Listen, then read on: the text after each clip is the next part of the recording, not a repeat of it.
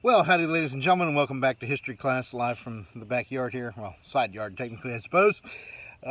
Today we are going to finish talking about the Nixon era and talk about the thing that Nixon is most famous for, which was the Watergate scandal, which is one of the most dramatic falls from grace that any president has ever had in history. Now, a little bit of context before we start looking into the specifics of what happened at Watergate.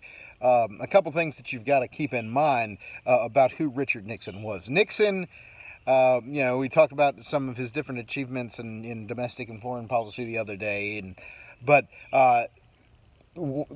probably what ultimately winds up being the feature of Nixon's character and personality that defines his presidency is the fact that he was paranoid and he was ruthless. And he really liked to play dirty tricks in politics. He did not mind lying on the campaign trail at all. There's a long history of Nixon opponents being terribly slandered with false allegations of whether it's extramarital affairs or whether different other things that he accused people of without basis or had people accuse them of. And we'll see that when he becomes president, he immediately starts using the national and the intelligence apparatus of the United States government, the FBI, the CIA, things like that, against his domestic political opponents. And while he's not the only president to have done this by any means, he's the one who's probably done it the most flagrantly. And I mean, to me, that's almost one of the worst things that you can do. I mean, that's dictator-like behavior. And Nixon, Nixon was way too willing to do stuff like that. And so he had this long reputation for playing political hardball and for doing all these kind of things of questionable ethics. And the thing about Nixon, a lot of times when we think of crooked politicians, we think of them in terms of being money hungry. Nixon really wasn't doing this for money. There's not really any sort of Nixon bribery scandals. There's some scandals about him offering bribes, but not taking them. Now, that's going to affect his vice president, Spiro Agnew. We'll talk about that in a minute. But there's not a lot of scandal about people, twisting Nixon's policy views to meet campaign contributions, what have you. However, Nixon wanted power. He didn't want money. Most people in Washington are more hungry for power than money because most of them have given up higher paying jobs to take lower paying government jobs. So, trust me, like Donald Trump didn't need the money of becoming president, right?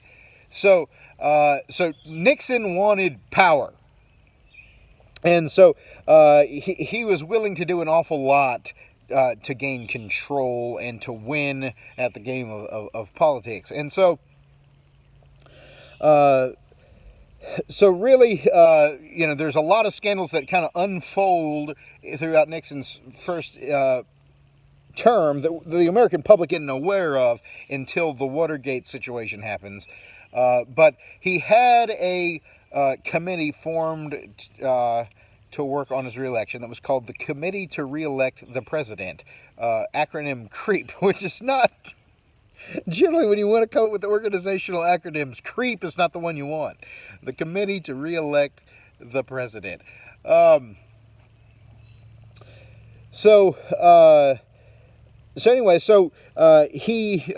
has this organization, and they're doing all kinds of shady stuff as it relates to the campaign trail and different things.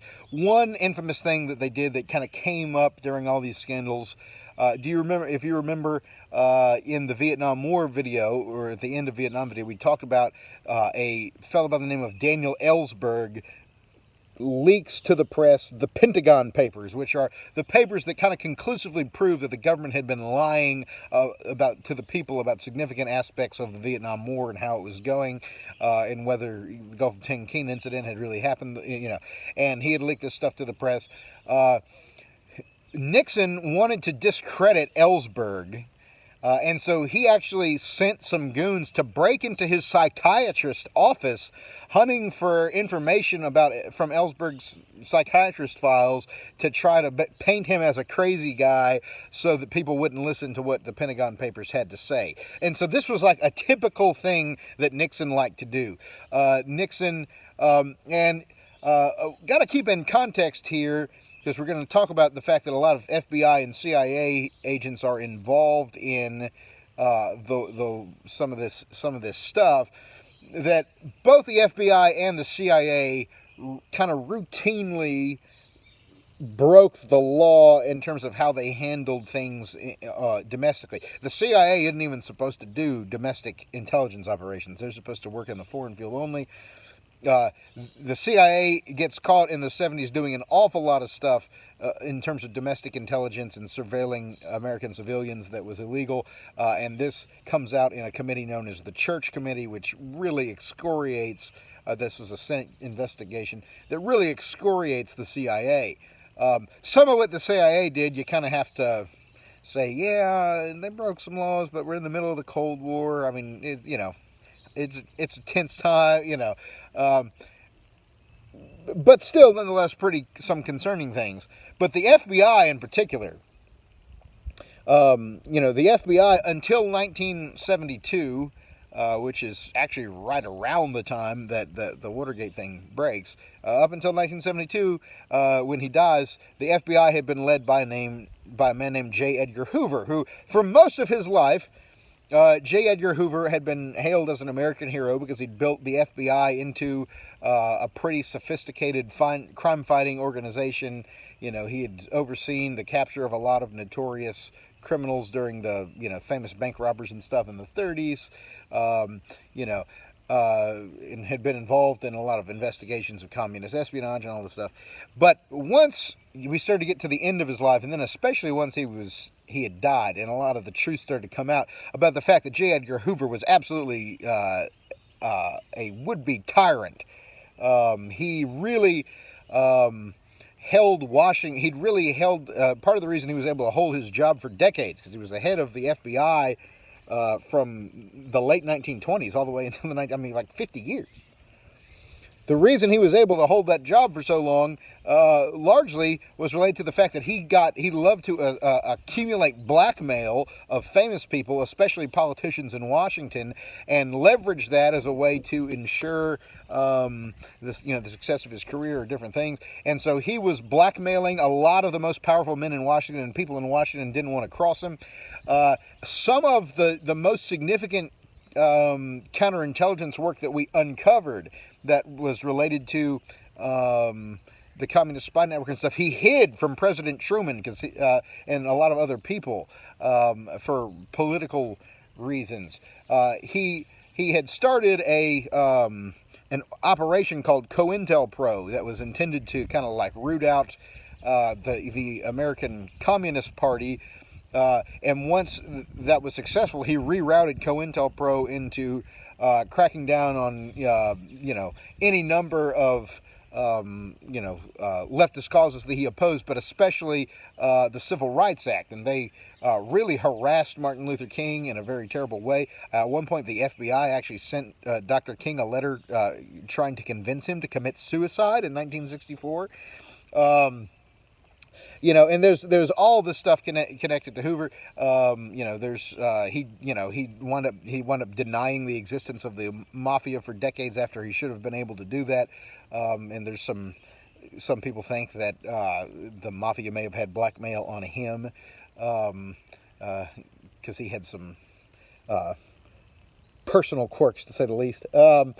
So Hoover has just left the FBI. So the FBI has had this long history of doing inappropriate things as it relates to, being used for political purposes. And so the FBI under Nixon kind of continues that in the CIA as well. So that's just kind of the context. It's not like there had never been anything shady done during these organizations under previous administrations, but Nixon is the one who's kind of most thoroughly weaponized that for his political opponents. And he had, like, the White House had a list that he called the enemies list, and this was like the list of people that he wanted dirt on, the list of people that he wanted to bring to heel, and that's the way that he thought about politics. He thought about it as war. This was an era where politics was typically a little more friendly than it is now. Most congressmen had great friendships with people from opposing parties and stuff like that. But Nixon didn't do all that. Nixon had this like real war mindset, and the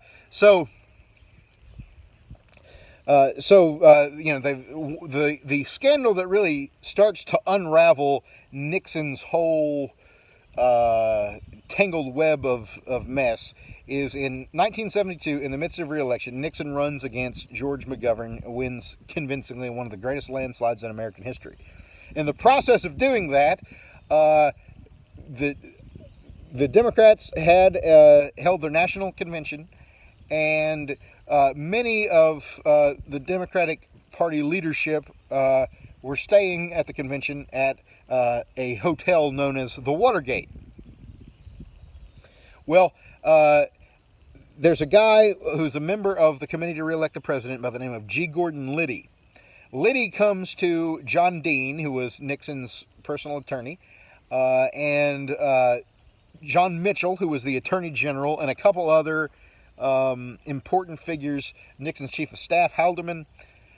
He goes to a lot of these important figures in the Nixon administration and proposes a plan to launch kind of massive surveillance of the Democratic Party during the campaign for the sake of gaining a political advantage.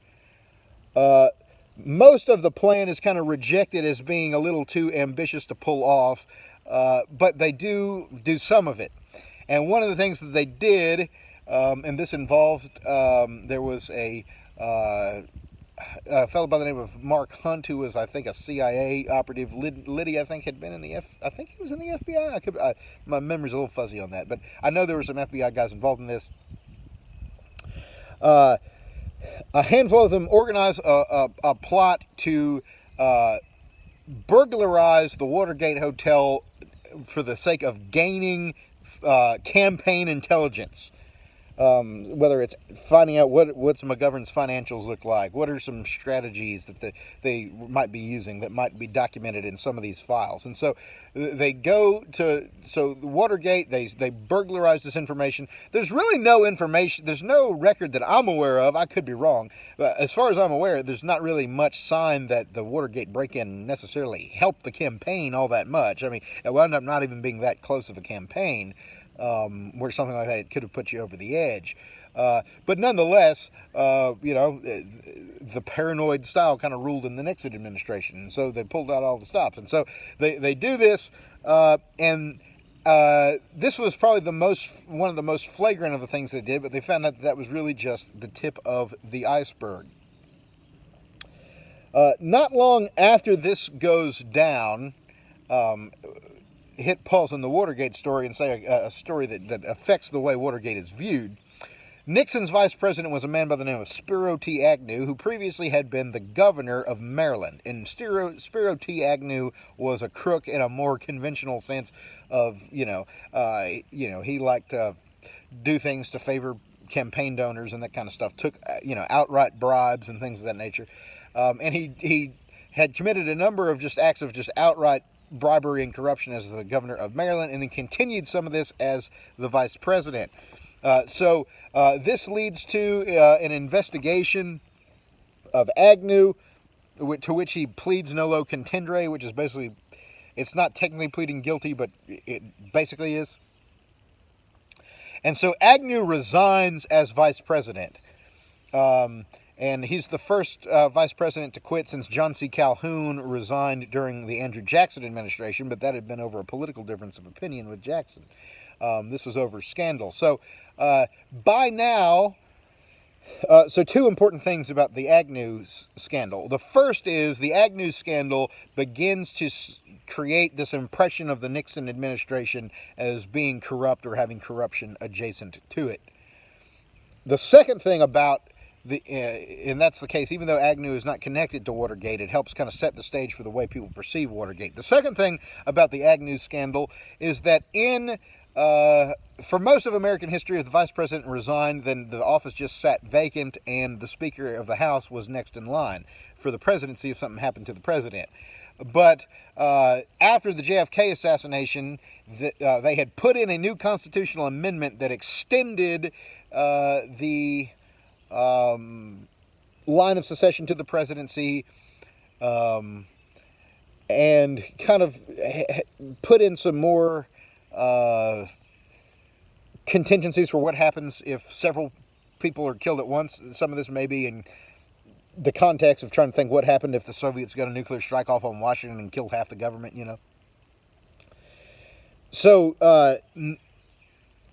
because of this new law, one of the things that happened in it was it actually did not leave the vice presidency vacant. The idea was now, if the vice presidency is vacant, the president will appoint a successor who will be confirmed by the Senate, the same way they would a Supreme Court justice or a cabinet officer.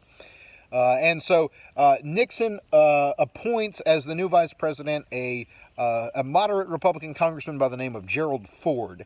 And Ford was a pretty popular bipartisan figure on the Hill, so he figured it'd be a pretty easy confirmation hearing, and he was correct. Ford gets confirmed fairly easily. So Gerald Ford becomes the vice president. That's going to be very important in a few minutes, and you'll see why. So back to Watergate. They've committed... they commit the bribery, the burglary, then you have this whole Agnew scandal, this is all like early 1973. And then a number of anonymous sources start spilling some secrets about the Nixon administration to a couple Washington Post reporters named Woodward and Bernstein, who wind up winning Pulitzer Prizes and become two of the most famous figures in the history of American journalism. The main source for Woodward and Bernstein was an anonymous source that turns out to be, they later discovered to be, a man named Mark Felt, who was the deputy director of the FBI, and he didn't like what was going down.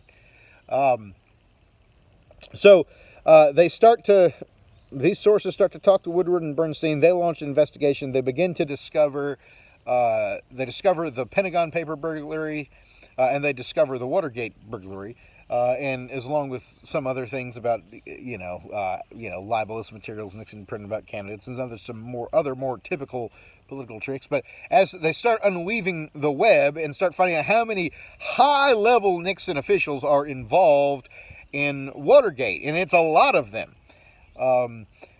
And so then the question becomes, as it was famously said by a reporter at the time, the question then becomes, what did the president know and when did he know it? Well, it does become obvious. We do discover that Richard Nixon was not personally aware of the Watergate burglary when it goes down, and he did not order it. It was done by the Attorney General Mitchell, by the president's lawyer, John Dean, and some of these other figures that okayed it, and it was G. Gordon Liddy's idea. And then a CIA agent named Mark Hunt was kind of the leader of actually pulling it off. However, while Nixon did not order the Watergate investigation, once he finds out about it, he's not angry. He's angry that he thought they screwed up certain parts of it that blew the secrecy of it. He's not angry at the idea. But Nixon begins to do anything he can to cover up what happened, and commits what has to be, by any legal standard, obstruction of justice in the process of preventing investigations, stopping investigations from going forward, trying to bribe witnesses not to cooperate. And in the midst of all this, a congressional investigation is started once all this stuff hits the press. So Congress begins investigating. Over the course of the congressional investigation, they find out one of the craziest things, which is that Richard Nixon, out of paranoia, had wound up in secretly audio recording the Oval Office for his entire presidency. Like, he literally kept a audio recorder running. This is old tape reels. I didn't even think about this as I picked the shirt to throw on today, but this winds up working. So they wind up picking these like early audio. So there's just reel after reel, this old tape of every conversation going on in the White House. And the reason this comes up is because John Dean, the president's counsel, has a conversation with Nixon where it becomes evident to Dean, and Dean winds up splitting ranks with Nixon and cooperating with the investigation in exchange for leniency in the charges that he assumes to be coming. And so John Dean was a part of it, but he kind of becomes a witness. So over the course of Dean's witness, he mentions a conversation that he had with Nixon where it felt like he was being taped. And the reason he started to think that is because Nixon was like asking him questions in such a way like to get him to like recap certain facts, almost like he wanted them on the record. And it kind of confused him. So I mean, this is crazy that the man was bugged his own. I should say, I forgot one of the things that Nixon was doing that was part of the controversy. Part of the plan was, part of the major surveillance operation of the Democrats and some of the other things was he was doing a lot of like full scale like spying and surveillance, like bugging the offices or houses of political opponents. That's part of what went into all this scandal. But he was bugging his own White House. And it winds up to be his undoing because the White House tapes are what proves that he knew about the burglary before he let anyone know. Because the scandal goes really from 72 when it happens until, it starts to come out after the election. So throughout 73 and 74, it's the dominant story. And Nixon's tapes wind up being the proof that he actually knew about what had happened a lot sooner than he said. Because for all of 1973, he was claiming that he didn't know anything about this. It was just a third-rate burglary. It had no connection to him. But then, ultimately, Congress is going to ask for the tapes. Nixon is going to refuse to give them the tapes, saying that it's a national security concern, that, he had in-depth conversations about foreign policy and how he thought about Soviet leaders, and, it's not safe for the country for all this information to become public. Congress says, no, we're doing an investigation. We've got audio recordings that have the potential to prove this. Even if some of this stuff is classified and doesn't get leaked to the press, we need to know about it. The case winds up going all the way to the Supreme Court, and the Supreme Court rules in a 9-0 decision that Nixon has to hand the tapes to Congress. So Congress starts listening to the tapes of everything that's gone on in the Nixon White House. And they release most of the content except for stuff that was redacted for national security. So there were some discussions about foreign affairs and national security things that were, marked out of what was published. But they published an awful lot of it. In it proves comprehensively that Nixon did know about the burglary shortly after it happened, and that he actively worked to cover up and protect his associates that were involved in it, up to and including bribery and things of that nature. Really, the first thing before, now again, there's an awful lot of tape to be listened to, so it actually takes a little while for that proof to emerge, because it takes a while just to listen to all the tape. The first real sign of strangeness was that one of the tapes had a missing 18.5-minute section. And it's like, why are we having these discussions? And then all of a sudden the tape goes blank for 18.5 minutes when you've been having all these sensitive conversations on here.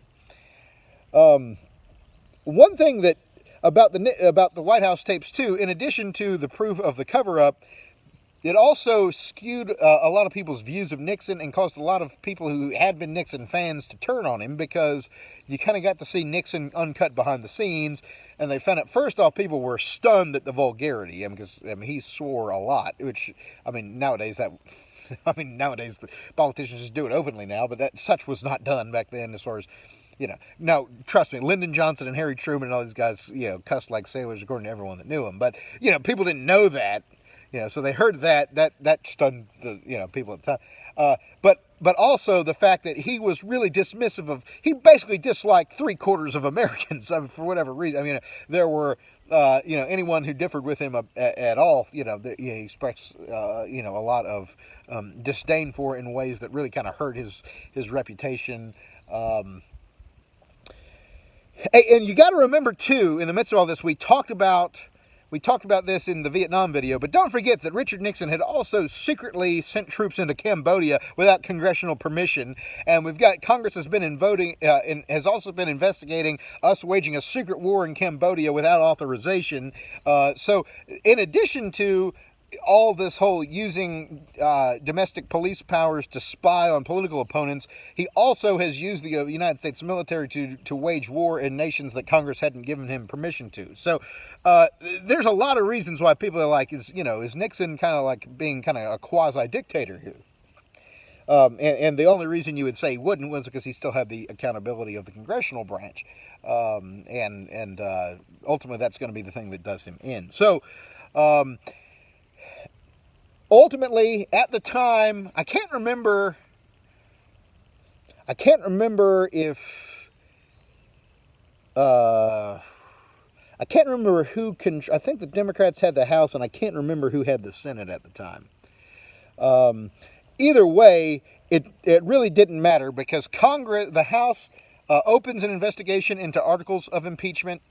The subcommittee that is involved in voting on that voted to advance articles of impeachment to the floor for obstruction of justice and bribery related to trying to pay off witnesses. The House hadn't voted on it yet, but the leader of the Republicans in the House and Senate, along with Barry Goldwater, who was a former Nixon ally and who had been the 64 Republican nominee, the three of them go to Nixon and they say, look, you're toast. You're done. They took account and they said there's only 15 senators that are considering a vote in your favor. If the House impeaches, which they were going to, then the Senate is going to impeach you as well. And the impeachment would have happened on a wide bipartisan basis. It would have been probably 100% of the Democrats and probably 80% of the Republicans were going to vote to impeach. They're actually now, in hindsight, we kind of look back and assume that there was this 100% kind of bipartisan outcry. There still were plenty of Republicans that kind of wanted to defend Nixon at the time just on raw partisanship. Most of whom admitted they were wrong after the fact. There were still major figures, that were kind of pulling for him to stay just because they didn't, and just because, natural partisanship. But it was a lot more bipartisan than it could possibly be today. I'm not sure if we'll ever have another bipartisan impeachment for anything. We've had two impeachment situations, Bill Clinton and Donald Trump, since Nixon, and in neither case did, and honestly, my personal opinion, I think both of them could have been removed. Clinton definitely should have been, but in neither case was there enough support from within their party, to make a difference. So, so Goldwater and these two leaders go to Nixon and like, look, you're done. And so Nixon makes the decision to resign. Before we get into Nixon's resignation, let me back up and say there was a major thing that happened, which was Congress established a special prosecutor to investigate the situation named Archibald Cox. It was kind of the beginning of the independent counsel. But the way the special counsel was set up, he's technically a part of the Justice Department, which means that the president technically can fire him. And if you remember, if you were paying attention to the news this last year or two during the Trump impeachment thing, how there was this constant push and pull of Trump kind of, being tempted to fire the prosecutor, and then a lot of people saying, no, he needs to not do that, because if he does, that'll make impeachment go worse for him or whatever. Well, Nixon actually did it. and he had 3 or 4 different officials in the Justice Department, including the Attorney General, then the deputy, and then the deputy under that. Like 3 or 4 people all resign before they carry out his order to fire the special prosecutor. And it becomes known in history as the Saturday Night Massacre, because like 6, 7 major Justice Department figures all resigned rather than follow Nixon's order. Finally, Nixon is... there's a fellow by the name of Robert Bork, who's the Solicitor General of the United States. That is the person that argues for the U.S. government before the Supreme Court. Bork is the one who finally carries out the order, although he had, an uneasy conscience about doing it. That decision probably winds up costing Robert Bork a Supreme Court seat later, because he gets nominated for the Supreme Court, and he was one of the outstanding legal minds of his era, but he winds up getting voted down, and his involvement in the Nixon scandal was a contributor to that, as well as just his ideology. That was the first major partisan confirmation hearing, because by then people had started to wise up to the fact that Supreme Court justices were so important to American politics. Anyway, we'll probably talk more about the Robert Bork thing later when we talk about the Reagan era. Ultimately, the firing of the prosecutor, the discovery of the so-called smoking gun tape, which is when they find a tape that finally absolutely proves that he knew what went down at Watergate. All this stuff, and the fact that the Republican Party started to turn on Nixon, which I'll be honest, I really don't think. I think honestly, if there had been a Fox News channel in 1975, I'm not sure if Nixon would have quit, right? Because he would have had a little bit more access to influencing public opinion than he did at the time. Nixon did actually try to play this is the biased media card, which, I mean, there's no doubt that a lot of the people in the media were happy to have brought Nixon down, but at the same time, it's also truth that the reporting was accurate. Don't blame them for being partisan when they reported the facts. Ultimately, Nixon's approval ratings are starting to drop into the tank. They're getting down into the 30% mark, where 2/3 of the country's turned against him. And so Nixon, rather than face the indignity of being the first president to be impeached and removed, Johnson was impeached but not removed. No one had been impeached since. So Nixon announces his resignation to avoid the Senate trial and all of that stuff, or to avoid the House and Senate trials. And so Nixon, and of course Nixon, famously, I should mention, I forgot to say, Nixon had gave a speech during this whole thing where that's called the "I'm not a crook" speech, where he literally said, "America is wondering right now if their president is a crook. Well, I'm not a crook." It's certainly one of the most memorable sound bites you'll ever hear from a presidential speech. But Nixon resigns, and Gerald Ford is sworn in as the President of the United States in 1974, and has the odd distinction of being the only president to have never won a national election, either for president or vice president. Every other VP who had taken over had been voted on as VP. He was the appointed replacement for Agnew. So Gerald Ford has an unenviable position of now becoming president without having received the vote of a single American to have been president or vice president. And so that's going to be a tough position for him to be in anyway. But Ford is really going to shoot his political career in the foot right off the bat by making what was probably, you can make the case for it being a principled decision, but it was certainly a controversial one. And that is that he pardoned Richard Nixon. He came in, and his first act of office, the very first thing he did was use the pardon power of the presidency to pardon Richard Nixon for all crimes connected to all of his scandals, to give him a blank slate. The reason he gave for that was that he said, his inaugural speech, he talked about America's long national nightmare is over, was one of the most famous line from his inaugural speech.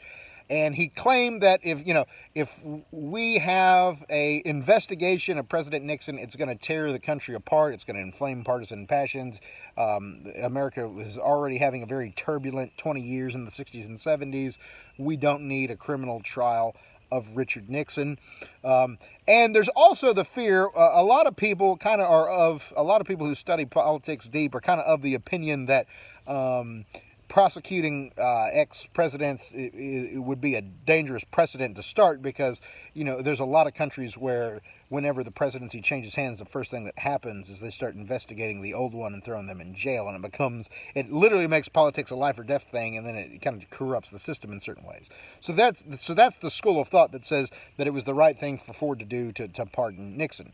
But step back and put your shoe in the other foot, and you can see how someone could have been easily incensed at what happened, because the sense is that Nixon got away with something that everyone else would have gone to prison for, and that is absolutely correct. It's similar to, if you remember, a couple years ago during the last presidential election, when you had the crowds of people chanting "lock her up" concerning Hillary Clinton and the email scandal. Well, the reason they were doing, some of that was just because they hated Hillary Clinton, but a lot of the reason they were doing that is the sense that the Clintons have gotten away with all these crimes that they've committed, that if we committed them, we would go to prison, and that's absolutely accurate.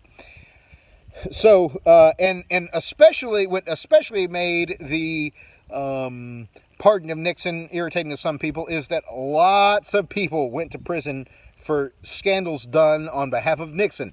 68 people get charged with crimes related to Watergate and the various surveillance scandals of the committee to re-elect the president. Of the 68 that are charged, like 46 of them actually go to prison and serve prison terms. Some of them are out in a couple years. Some of them actually serve fairly long sentences, 8, 9, 10 years. And the list of people that went to prison over Watergate is a list of some important people. The former Attorney General of the United States. By the way, strange fact about the Attorney General's wife was distressed about his involvement in all this stuff. Had a phone conversation where basically she threatened to leave him if he didn't resign from the committee to re-elect the president. And somewhere in the midst of this, I don't know if it's ever been proved if the husband had something to do with this, or if this was done against his will or what. But she actually got kidnapped by by some security people with ties to the whole thing, and was beaten up and stuff. It's crazy.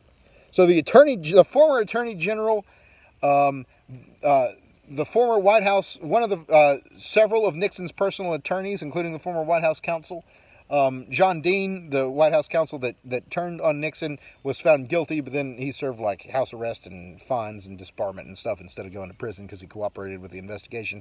The White House Chief of Staff, which the White House Chief of Staff is probably the second most powerful person in the executive branch, oftentimes to the president, because he's the person who actually has the job of managing the White House and setting the president's schedule and making the White House organization run.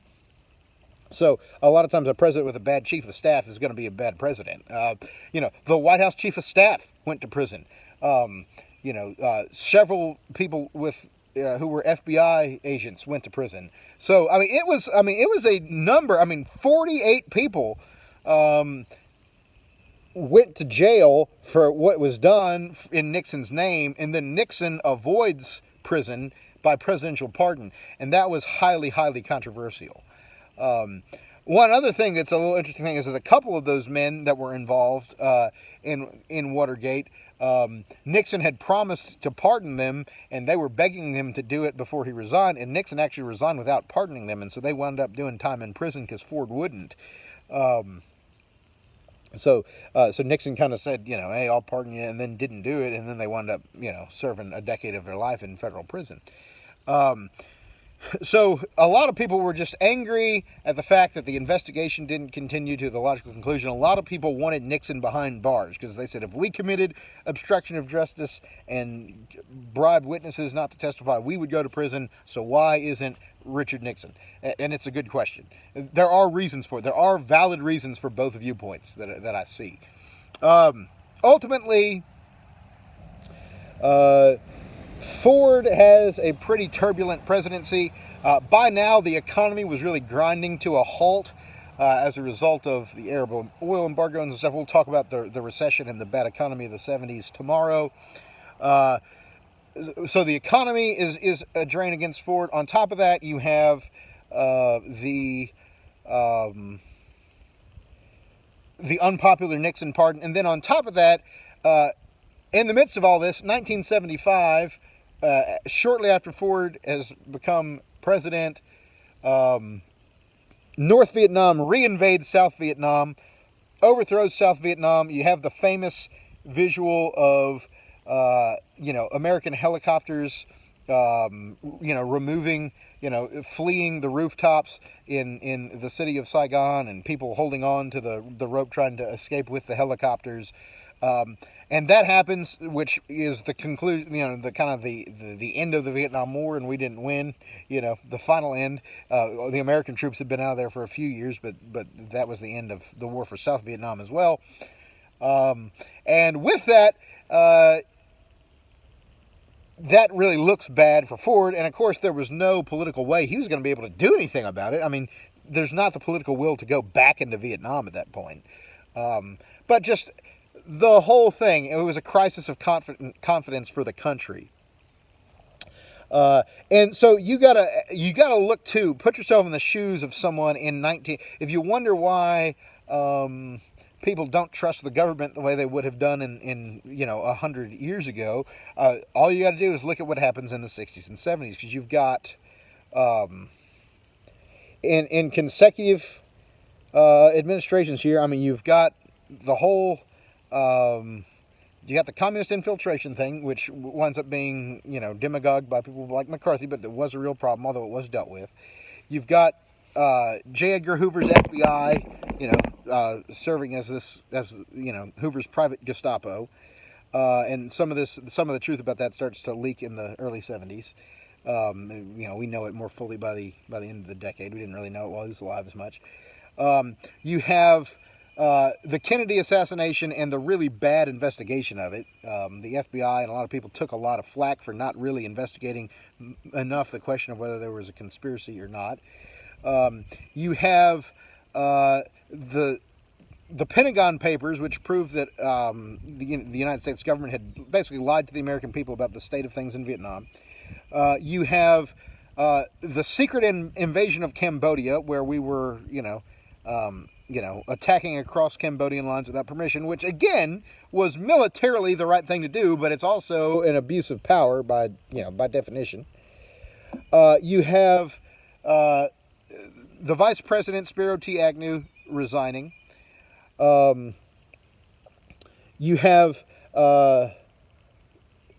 I neglected to mention earlier that, the fact that John F. Kennedy may have stolen his way to the presidency with voter fraud in Illinois that was manufactured by the mafia. You've got the Agnew resignation, I think we mentioned. Then you've got Watergate and the Pentagon paper psychiatrist burglary and all the Nixon dirty tricks that surface. So you've got 8, 9, 10 things within a 15-year period that all send a big message. Oh, and the Church Committee, revealing the abuses of power of the CIA. So you've got over a 15-year period, you've got, depending on how you want to divide them, between 8 to a dozen really bad things that could all shake American confidence in government and confidence in authority. Some of the things that the FBI was doing against the civil rights movement, COINTELPRO, all this kind of stuff. And so and you add to that the fact that you already kind of had a little bit of an anti-authoritarian streak in the whole 60s hippie generation thing. And you've really got a recipe for some major social unrest. And all this is unfolding in the context of there's been riots related to Vietnam, riots related to racial issues. I mean, so you've really got America really feeling like they're tearing at the seams. And so the 60s and 70s, it's a very, very turbulent time. And the Watergate thing was a major psychological blow to the American people, and really combined with the bad economy of the 1970s. I mean, there's just this, and meanwhile, the Cold War is still hovering. We're in détente, so it's a little less tense than it had been 10 years ago, but the average American is still concerned about the Soviet Union, whether we're in détente or not. Everyone always wants to act like the moment they're in is the worst that history has ever been. But, there was a lot of reasons why you'd have been, why you might have been alive in 1975 thinking, what is happening to the world right now? Things are just going nuts. So very, very turbulent times. The Watergate scandal is a major blow to the American consciousness. And you'll notice that nowadays it's become a practice to refer to almost any scandal as Gate, right? You'll talk about Chinagate, Travelgate, WMD. They just attach the word gate to like every Bridgegate for Chris Christie, the New Jersey governor. So, I mean, you can go on and on about times when people have attached that word to scandals to kind of indicate that this is going to be this particular official's Watergate or what have you. So it's cast a major pall over American politics ever since in important ways. So on that happy note, we will talk to you later. Have yourself a happy Cinco de Mayo.